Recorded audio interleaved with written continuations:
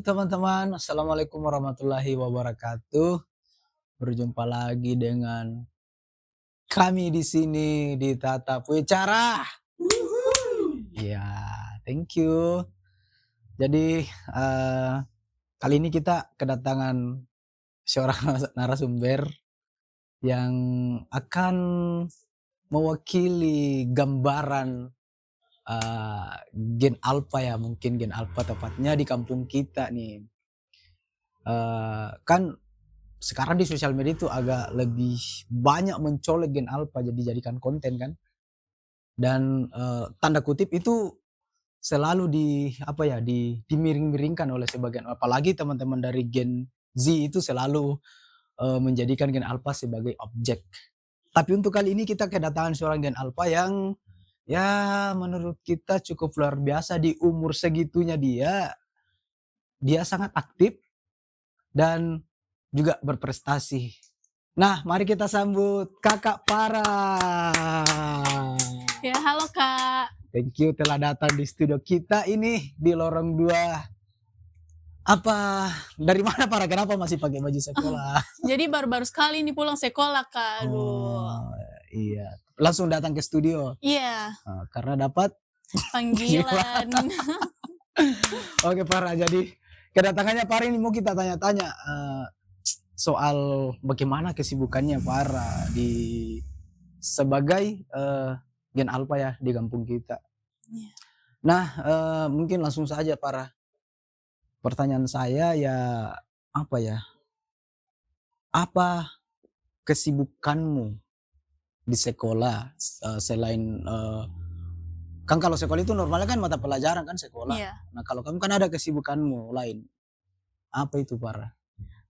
Kegiatan saya selain mengikuti pelajaran adalah aktif di organisasi OSIS dan organisasi lainnya seperti seni, pramuka, kegiatan agama untuk menambah keterampilan maupun pengalaman bagi saya yang berguna pada saat saya ingin melanjutkan pendidikan ke yang lebih tinggi lagi. Oh, jadi Kakak Farah ini memang banyak kesibukannya. Nah, itu tadi kan Kakak Farah banyak menyebutkan berbagai macam disiplin ilmu, kesibukan. Yeah. Kira-kira kegiatan mana yang paling favorit Kak Farah? Kalau dari aku sih yang paling favorit itu pramuka sih ya. Wow, kita sama-sama mantan anak pramuka ini. Iya, kenapa pramuka Farah? Kalau ditanya kenapa pramuka, karena di pramuka ini saya banyak belajar bagaimana cara mandiri, cara lebih cinta pada alam. Karena kan kalau dari saya sendiri itu sebenarnya takut sekali dengan alam ya misalnya, tapi dengan mulai masuk di pramuka ini, saya bisa lebih dibiasakan. Ya, dibiasakan. Apalagi kan pas ada hiking ya, apakah namanya? Iya. Pas proses hiking itu kan seru Farah. Iya, Kita seru melintasi sekali. alam, kadang lihat banyak hewan-hewan kecil, tanaman-tanaman dan lain-lain. Oke. Halo, salam pramuka dulu Farah. Salam pramuka. Oke. Kan biasa saya juga pernah sekolah kayak kamu. Iya. Kadang itu kita punya mata pelajaran favorit Farah. Kalau Kakak Farah sendiri apa mata pelajaran favoritnya? Kalau pelajaran favorit aku sih matematika ya. Wow. Kenapa matematika Farah? Karena sebenarnya saya itu tidak ahli di bidang tersebut, tapi saya menyukainya agar saya bisa lebih semangat lagi atau lebih rajin lagi untuk belajar. Nah, jadi memang kayaknya ini Farah suka menantang diri ya. Oh. Padahal itu matematika itu pelajaran yang banyak dihindari oleh siswa-siswa. Kayak saya dulu mungkin kurang suka dengan matematika. Iya. Kalau dari Kak Kana sendiri apa mata pelajaran favoritnya pada saat masih sekolah, pada saat seperti seumuran saya? Kalau saya dulu suka suka penjas. Enggak lah Farah. Saya dulu suka kimia dan fisika. Saya suka ilmu-ilmu begitu. Saya dengar dari teman-teman kami nih Farah. Katanya kamu nih seorang ketua OSIS ya? Iya, Kak. Wow. Ketua OSIS. Itu tidak mengganggu proses belajarmu di sekolah kah? Itu jadi ketua OSIS?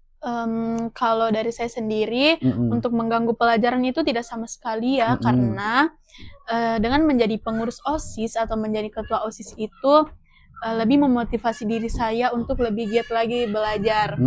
Karena kami di sekolah itu diajarkan bagaimana jiwa kepemimpinan, menempa mental menuju kedewasaan, melatih bertanggung jawab, sehingga alhamdulillahnya saya di kelas itu bisa selalu mendapatkan peringkat pertama di kelas 1 pembagian rapor. Alhamdulillah. Bangga ya punya adik kayak Farah, sudah aktif, berprestasi di kelas juga. Ini kayaknya harus disupport terus ini, Farah, teman-teman. Nah ini kan kebanyakan itu orang biasa jadikan keaktifan di salah satu organisasi itu akan bertentangan dengan kalau di sekolah ya mungkin ganggu waktu pelajaran, tapi nyata-nyatanya Farah tidak. Bahkan Farah peringkat ya di kelas. Alhamdulillahnya, Kak. Keren kakak Farah, keren. Nah, di sekian banyaknya kesibukanmu itu Farah, kan namanya juga orang di rumah itu punya kekhawatiran gitu. Bagaimana pandangannya orang di rumah, Farah? Kalau untuk orang di rumah, terutama orang tua itu tidak pernah memberikan batasan, selalu mendukung apapun yang ingin kulakukan selagi aku mau dan aku bisa. Dan orang tua juga melihat banyaknya pembelajaran yang saya dapatkan, yang dulunya saya itu kurang disiplin, kurang jujur, belum bisa mandiri, tapi alhamdulillahnya sekarang sudah bisa pelan-pelan bisa mandiri, bisa bertanggung jawab, dan bisa berpikir positif dan demokratif. Asik. Artinya dari sekian banyak kesibukan itu kan banyak pelajaran di situ kan, Farah. Iya, banyak pengalaman, mental kita juga dilatih loh kalau berorganisasi. Nice. Nah, Kakak Farah, ini ada lagi yang mau saya tanyakan. Biasanya kan di umur segini kan teman-teman juga pasti begitu. Di umur segini kan kita punya cita-cita. Apa cita-citanya Farah? Kalau dari aku sendiri ya, maunya itu jadi dokter sih sebenarnya. Tapi beda sama orang tuaku. Orang tuaku itu maunya saya jadi polwan kan, supaya bisa mengabdi dengan negara.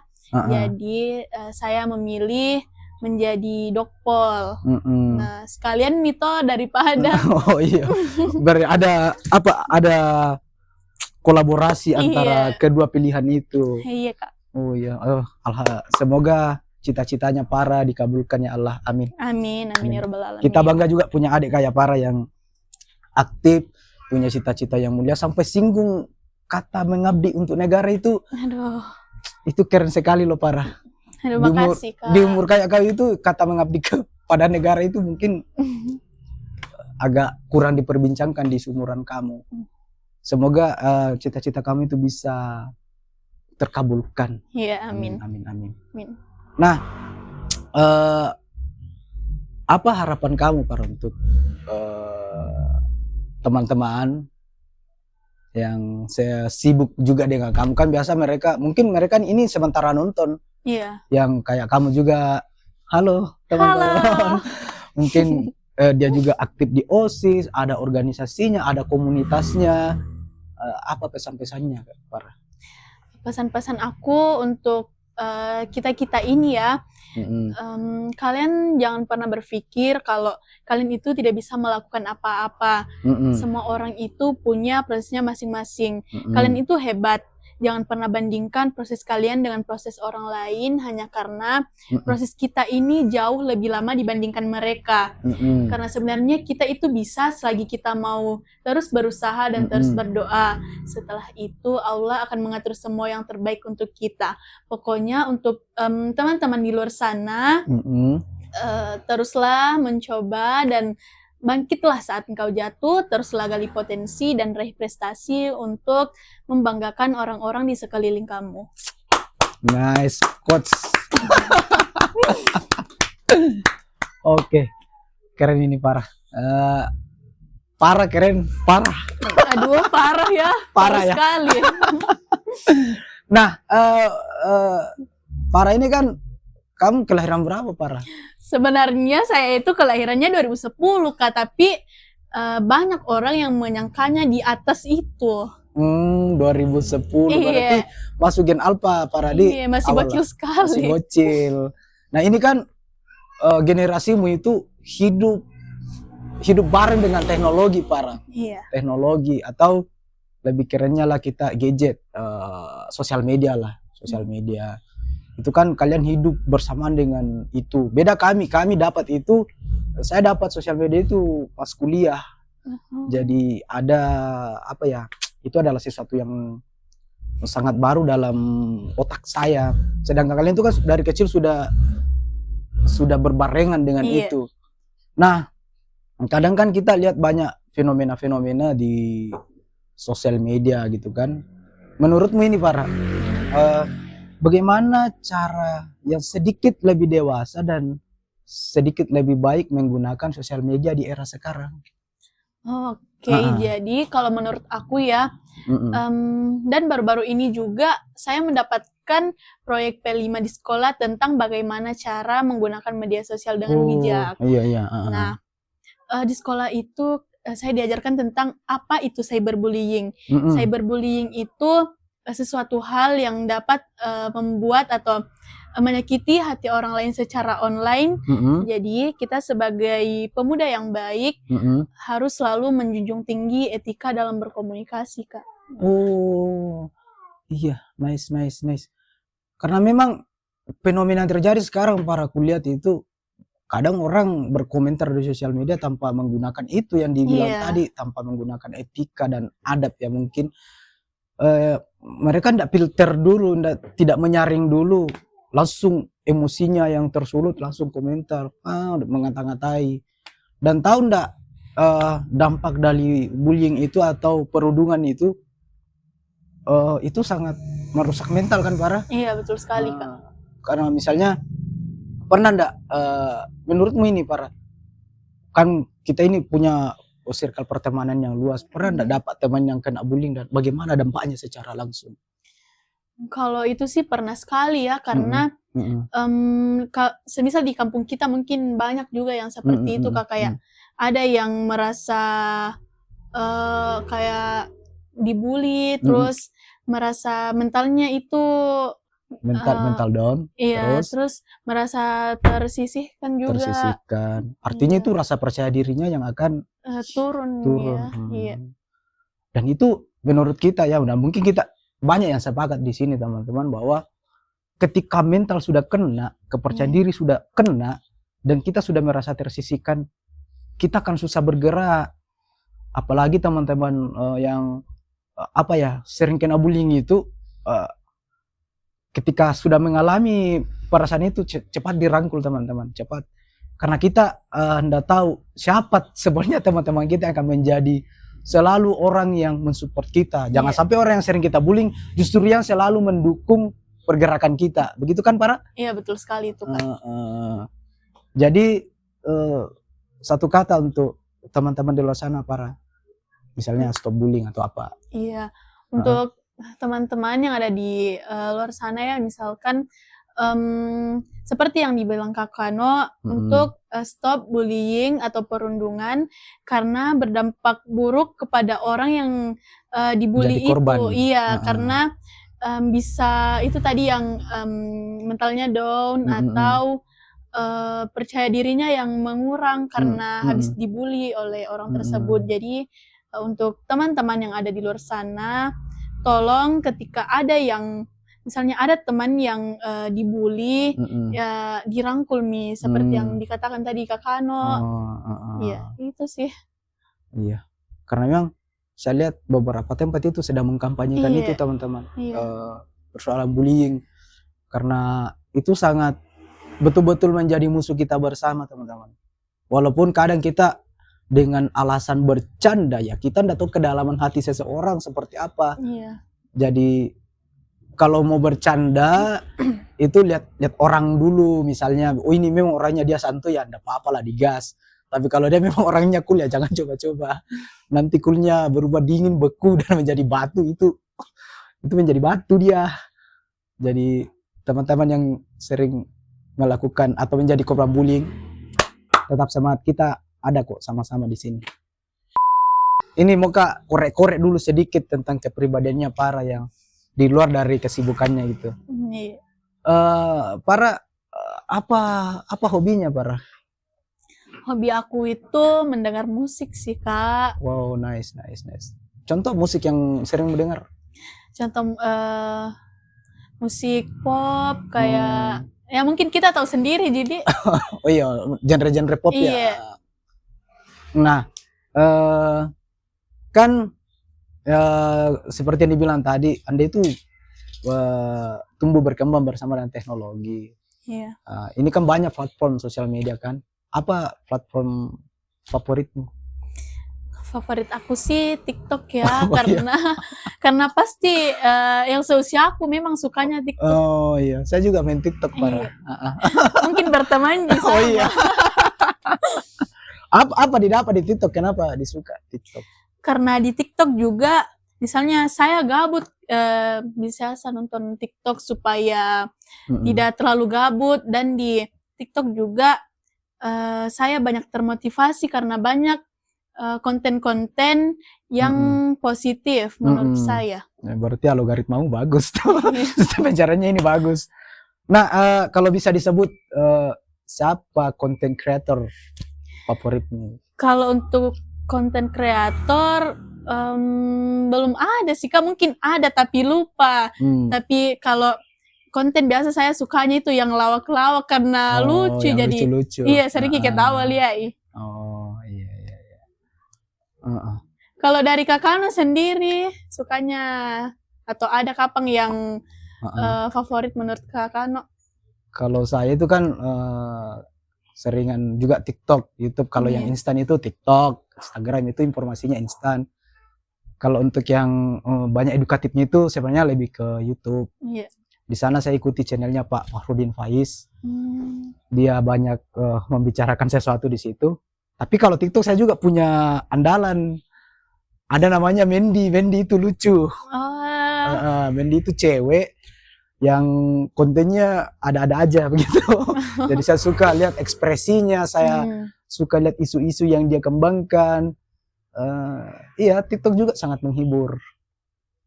Nah, kalau bikin konten Para biasanya lebih cenderung bikin apa? Kalau konten ya, kalau bikin konten. Yang ngetren aja sih Kak, semisal ada dance gitu, atau lagu-lagu yang lewat terus suka, langsung bikin konten. Gitu. Memang kayaknya mereka paham rumusnya main TikTok. Iya, keren sih memang main sosial media teman-teman. Karena saya ini pernah puasa sosial media itu 4 tahun. Aduh. Itu Kenapa itu Kak? Karena ada proses eksplorasi yang ingin saya capai, dan pada proses itu Para tahu ndak? Saya ketinggalan informasi karena tidak menggunakan sosmed. Jadi saya putuskan untuk bikin kembali, dan alhamdulillah setelah itu saya mulai beradaptasi lagi dengan dunia modern. Dulu saya ini orang Goa Para. Begitu.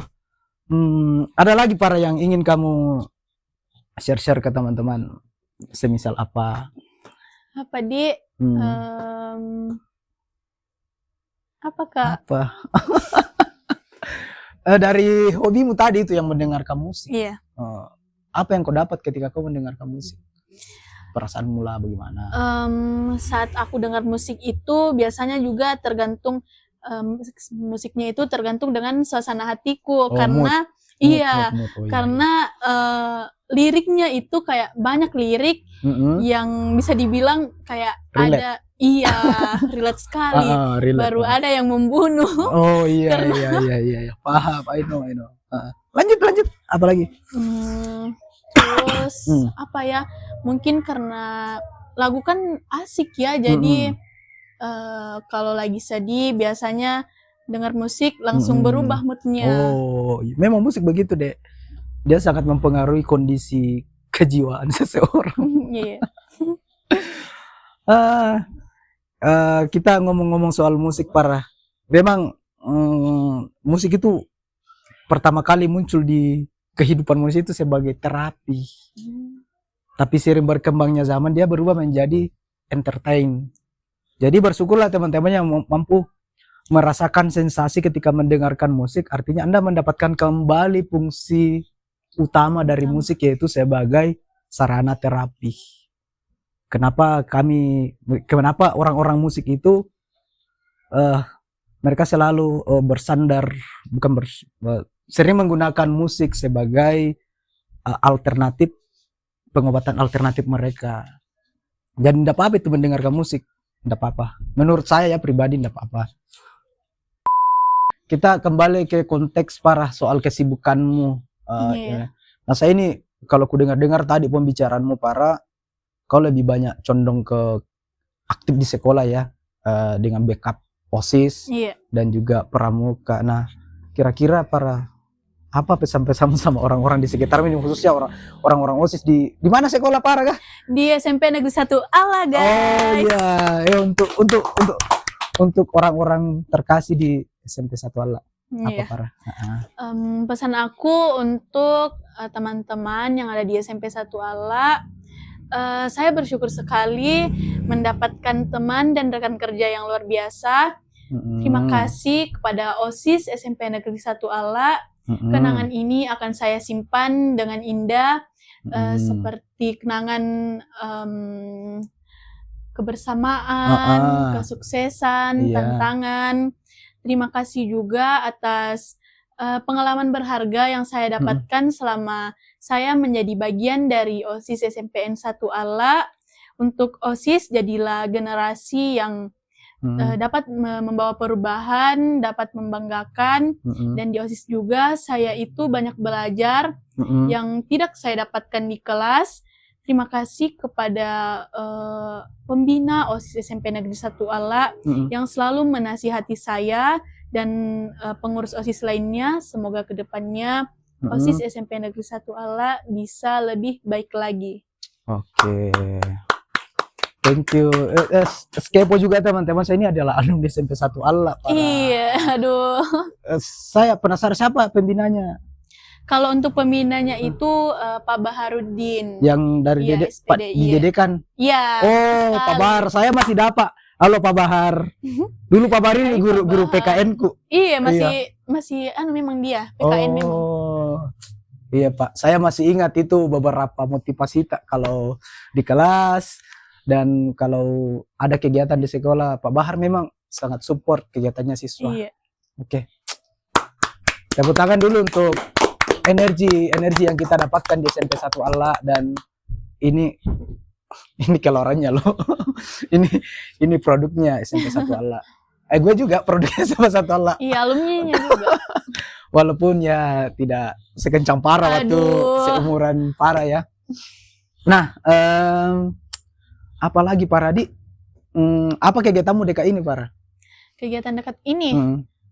Kalau kan mulai nih mendekati 17-an ya, pasti akan lebih sibuk dari hari-hari sebelumnya.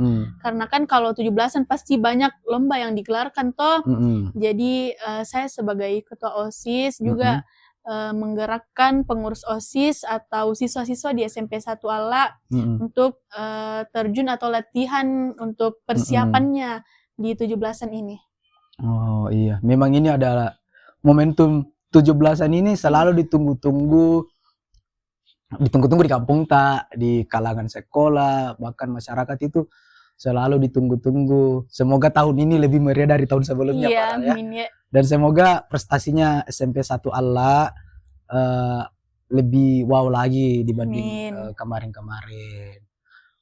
Oke para, kayaknya perbincangan kita sudah sampai di sini ya teman-teman, karena para juga sebentar sekali di sini. Ini tadi diculik ji teman-teman. Diculik ji guys. Banyak kesibukannya di sekolah, tiba-tiba ayo para kita ambil gambar. Oh iya kak, siap, OTW. Nah, Dan sekarang Kakak Pari ini mau kembali lagi untuk beraktivitas, jadi kami mengucapkan terima kasih banyak para sudah datang. Terima kasih juga untuk Kak Ano karena sudah mengundang. Oke, teman-teman, seperti biasa, kalau teman-teman punya rekomendasi narasumber yang ingin kita ajak datang ke sini, silakan tulis di komentar ya. Apapun itu kita akan, apalagi menurut teman-teman si narasumber yang ingin Anda ajukan itu adalah orang yang memang butuh didengarkan atau butuh di publik gini ya, tidak apa-apa lah, silakan komen, dan jangan lupa subscribe and bacotin channel kami. Oke, tetap bicara.